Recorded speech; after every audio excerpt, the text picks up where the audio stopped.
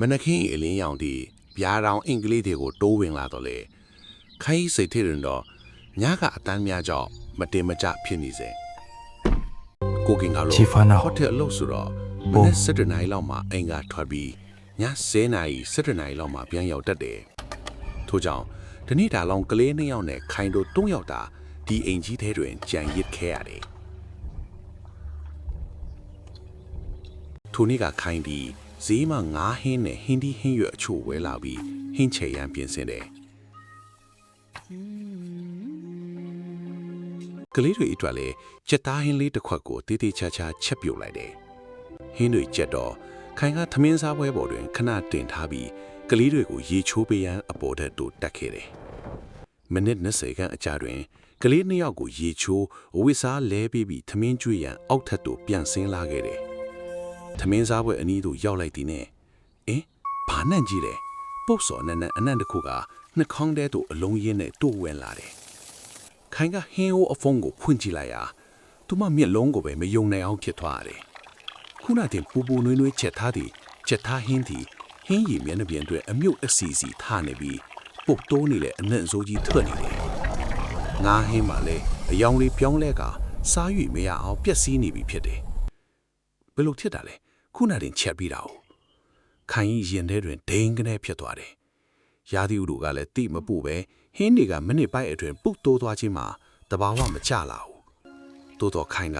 သူမရဲ့အချက်ပြုတ်လက်ရညံပြင်းမှုကြောင့်သာပဲကိုဖြေးသိမ့်လိုက်ရပြီးဟင်းတွေကိုတွန်ပစ်လိုက်ရတယ်ထို့ချိန်တွင်အိမ်ခေါင်မိုးပေါ်မှာခေါက်တောက်မားချသည့်အရာတစ်ခုညခေါင်မိုးကိုခောက်နေသလိုအတန်မျိုးကြားလိုက်ရတယ်ပြီးနောက်ဟူတော့ကျေနောင်လာဒီကြီးကန်းအော်တမြကအိမ်အနံ့ပဲ့တင်ထက်သွားတယ်ခိုင်ကအိမ်ရှိတခါကိုဖွင့်ပြီးအပြင်ကိုထွက်ကြည့်လိုက်တယ်မြင်လိုက်သည့်မြင်ကွင်းကြောင့်ခိုင်ကြော်ချမ်းသွားတယ်သူမတို့အိမ်ခေါင်မိုးပေါင်းတွေကြီးကန်းအုပ်ကြီးကမဲမောင်နေကြအောင်နားနေကြတယ်ကြီးကန်းတွေကတခြားအိမ်တွေပေါ်ကိုမသွားပဲဒီအဖျားတောင်အိမ်ပေါ်မှာပင်စုပြုံနားနေကြတော့မှသူမကိုမြင်သည်နဲ့ကြီးကန်းအားလုံးကခေါင်းတွေကိုတပြိုင်နက်လက်ချကြတယ်ထိုကြီးကန်းတွေရဲ့မျက်လုံးတွေကပဒီးစေလေးလိုမဲနတ်နေပြီးတစုံတစ်ခုကိုမုံပြီးနေတယ်လို့စိုက်ကြည့်နေကြတယ်ဘာတွေလဲနမိတ်မကောင်းလိုက်တာခိုင်ကကလေးတွေကိုဆွဲပြီးအိမ်ထဲကိုပြန်ဝင်ကတကားကိုချက်ထောက်လိုက်တယ်လမ်းထဲကတခြားအိမ်နီးနားဆင်းအချိုးကိုလှမ်းကြည့်မိတော့လေသူတို့ကခိုင်ကိုမြင်ပြီးနဲ့အိမ်ထဲကိုအမြန်ဝင်သွားကြသည်ဒါမှမဟုတ်အကြည့်လွှဲသွားကြတယ်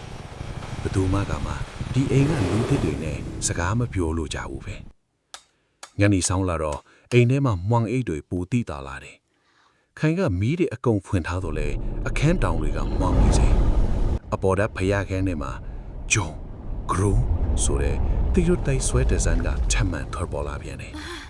ဒီတစ်ခါတော့အတန်းကပို့ကျဲလာပြီးတစုံတစ်ယောက်ကဘီဒူကြီးတစ်လုံးကိုအားနဲ့ဆွဲရွှေနေသလိုမျိုးပြန်ခိုင်သည်ကလေး2ယောက်ကိုရင်ကွင်းနဲ့ထည့်ထားခြင်းနဲ့ကိုကင်ပြန်လာမဲ့အချိန်ကိုသာစူတောင်းပင်စောင့်နေမိတယ်အပြာရောင်အင်္ဂလိပ်အေးစိမ့်စိမ့်လေယူထဲတွင်ခိုင်မမြင်နိုင်သည့်တစုံတစ်ခုတော့လှုပ်ရှားနေပြီဖြစ်တယ်